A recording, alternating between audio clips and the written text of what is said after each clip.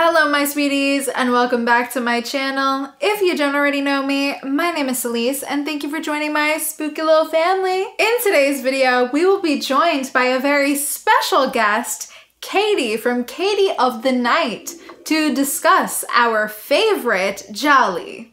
Let's get into the video.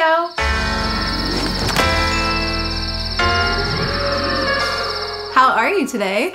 I'm doing great. How are you?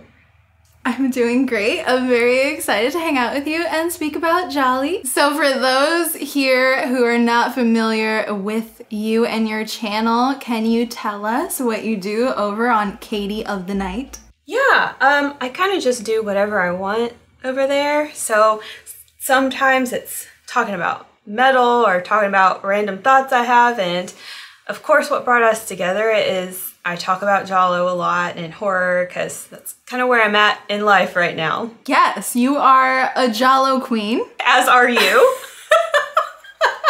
Thank you. I was actually really happy to find you because there's actually not a lot of people who speak about Gialli on YouTube. I know, it's kind of a small community.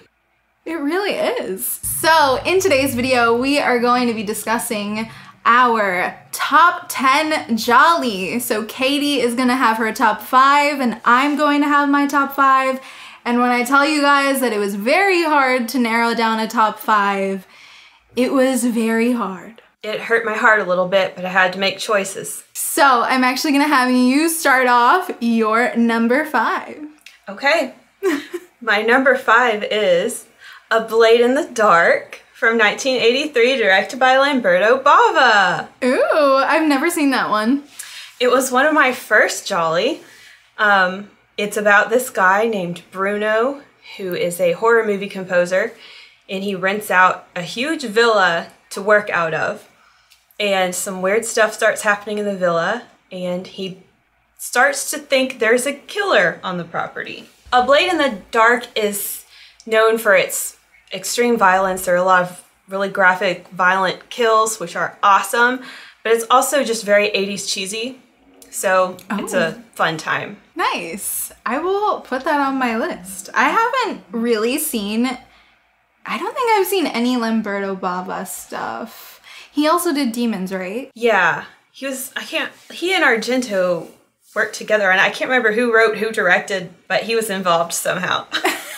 I haven't seen that either, and everyone's like, you haven't seen that? You need to see it. And I'm like, do I? Okay, so my number 5 is The Case of the Scorpion's Tail, directed by Sergio Martino. All right, that's a great one. I had to put this one on the list because George Hilton is amazing in this movie, and this is also like a sequel to The Strange Vice of Mrs. Ward, which I really didn't know. But he plays essentially the same character. And I'm like, oh, okay. So The Case of the Scorpion's Tail is about a estranged widow of a millionaire who receives a massive payout following his death. An insurance investigator works to determine any irregularities in the policy, but soon finds himself suspected of her murder. Uh-oh. It doesn't even sound like what the movie's actually about. I know. It's kind of like 2 movies in one, actually, because you think it's going in one direction and starring certain people, and then it just flips and goes in a different direction with different people. So at first, when I watched this movie, I was a little bored. And maybe it was just like the day I was watching it, maybe I was just tired or something. Because then the next time I watched it, I was like, wow, this is like amazing. And then I saw the finale and I saw like the way George Hilton just like absolutely ate that scene. He was like literally dying and like eating dirt and like crawling away. And it was just so good. And I mean, like his performance is really what does it for me in the movie. And oh my God, I forgot the actress's name. Anita Strinberg. Yeah, she's really great too. I like them being together because you don't see that very often. They were cute together. I mean, everybody in Gialli is just like naturally hot. So they're all like super horny movies. Okay, so now on to our number 4. Katie, what is your number 4? All right, I've got a weird one for you. Murder Obsession from 1981, directed by Ricardo Freda. I think I have a thing for 80s Jolly. Wait, I have never heard of this one. People either love it or hate it. Let me read you the synopsis I've got here. Okay. This movie follows an actor named Michael. He decides to go visit his lonely mother at her castle, and some of his film project friends join him. Someone in this castle has eyes set to kill, and it seems Michael's dark past is not yet behind him. So this is set in a castle. It's very gothic. We have stormy nights, all that kind of thing. This is Anita Strinberg's last movie. Oh, wow. She plays the mom in this movie. So she's the mom of an adult son, but somehow she pulls it off. I don't know if she was old enough for that. And there's this other Italian goddess named Laura Gemser. This is like her only Giallo, but she's in a lot of sexploitation films, but she's just super beautiful. And I was excited that I haven't seen her in a movie, but I wanted to see her in a movie. So I was excited that she appeared here in Murder Obsession. And this movie is just crazy and weird. It's awesome. I mean, it sounds weird. It's one of those movies that I keep wanting to watch. I just keep remembering it and missing it, so I keep wanting to put it back on. So for me, that makes it a memorable movie. And it made it to my top 5, man. Oh my god, now I have to watch it. I mean, like, Katie really knows shit about Gialli, so... Okay, so my number 4 is pretty basic. I feel like everybody's gonna be like, yeah, of course. My number 4 is Deep Red, directed by Dario Argento. So this film, I feel like, is like the definition of like a perfect movie. I actually got to see Deep Red at Lincoln Film Center with Dario Argento there. So that was really cool. It was just like such an experience. That's amazing. Yeah. And we saw like the original cut.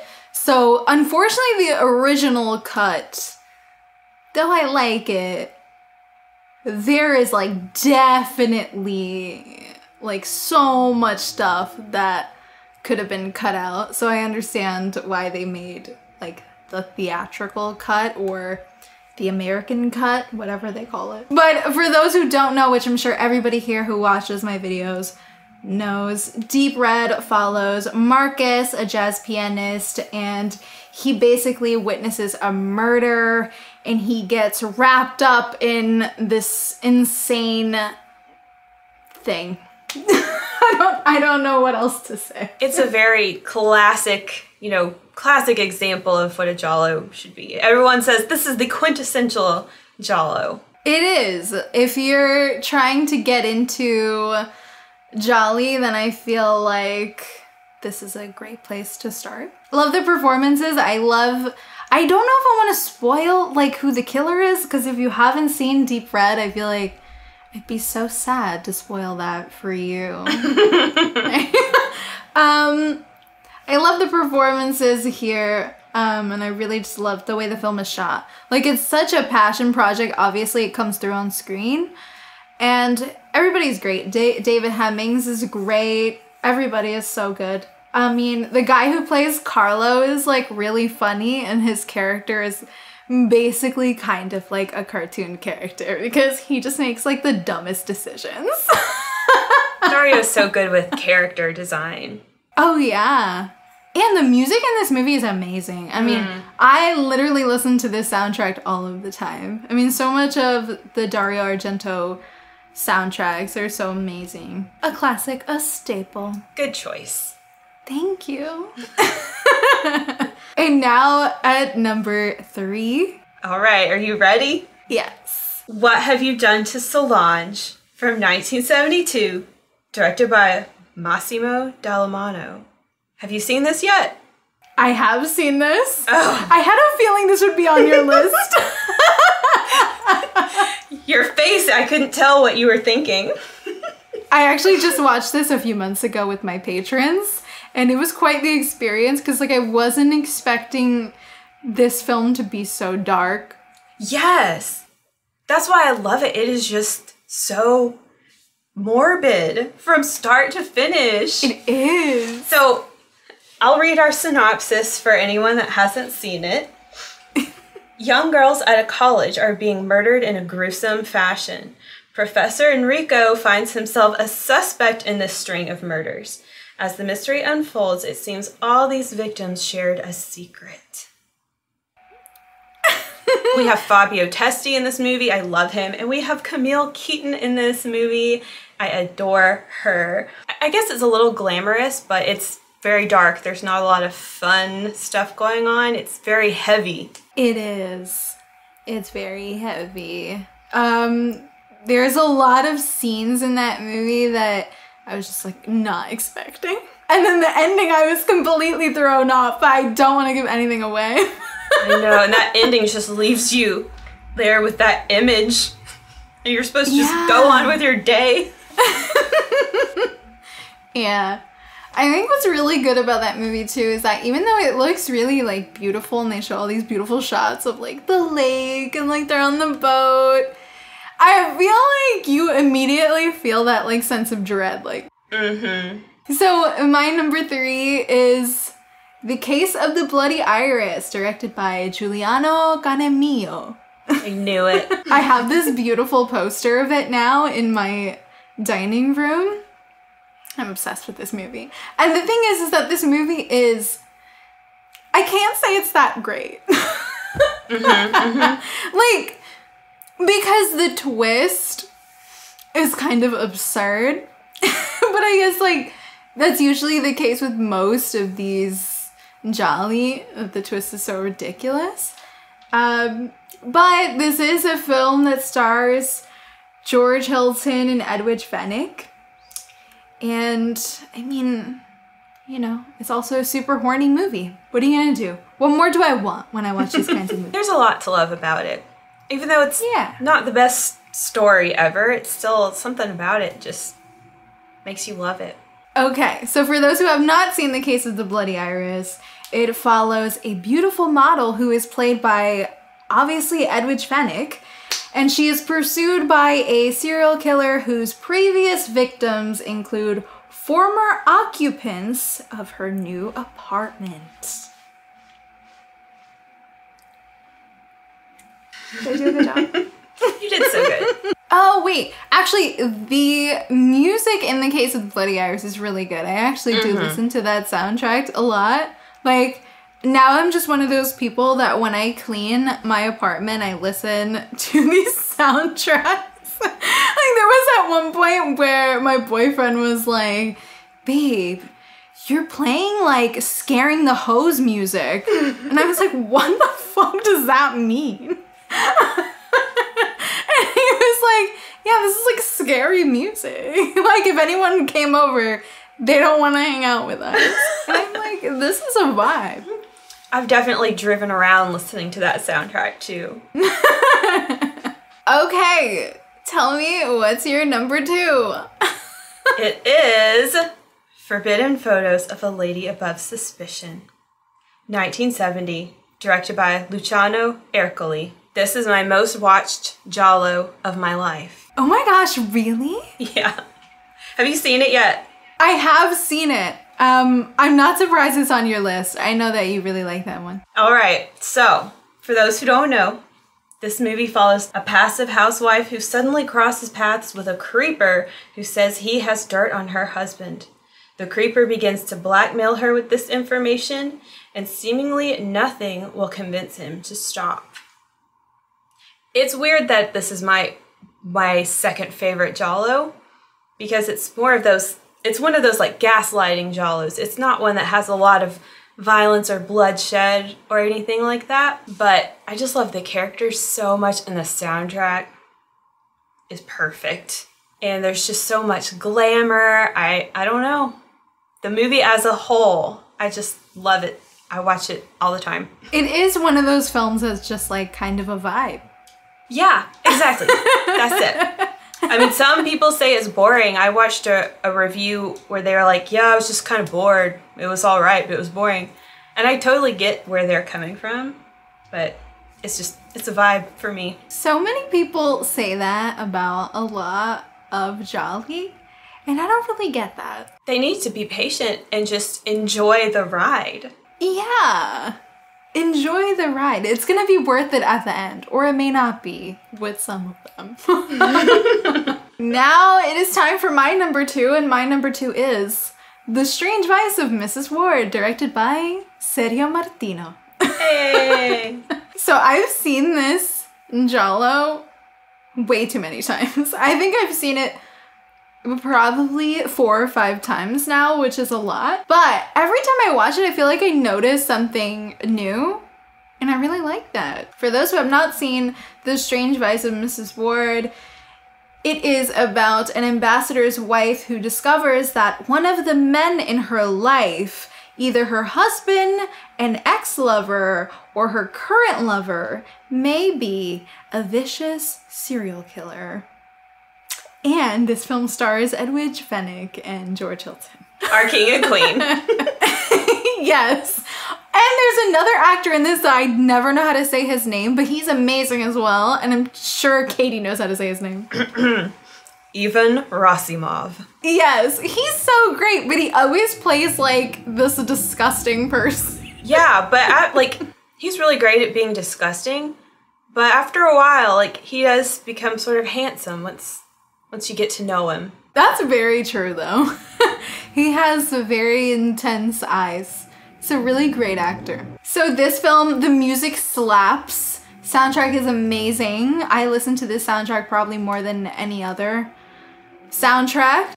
Shout out female composers. Oh, I didn't even know that. Yeah. That's amazing. Yes. Strange Vice of Mrs. Ward is a hard one to describe because it's largely a visual experience.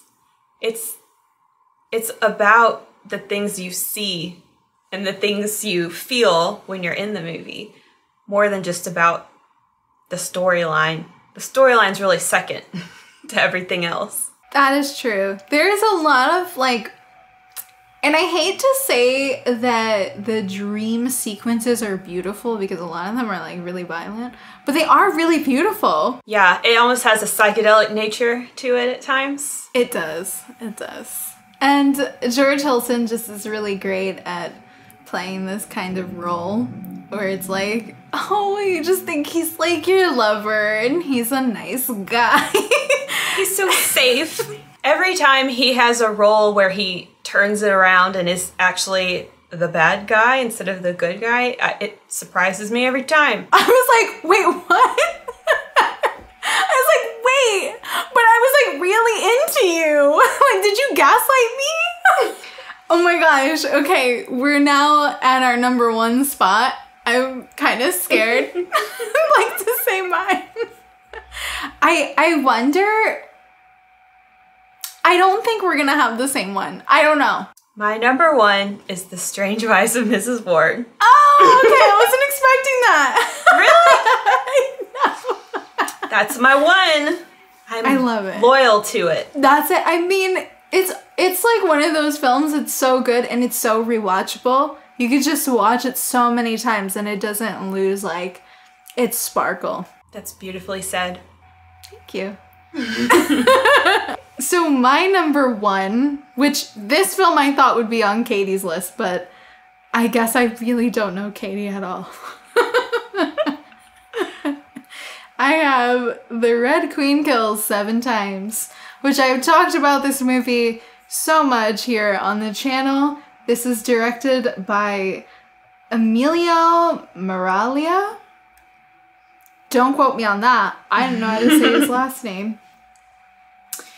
So this film is about 2 sisters who inherit their family castle, which is said to be haunted by their homicidal ancestor, a dark-haired woman in a red robe known as the Red Queen, who is said to take 7 lives every 100 years.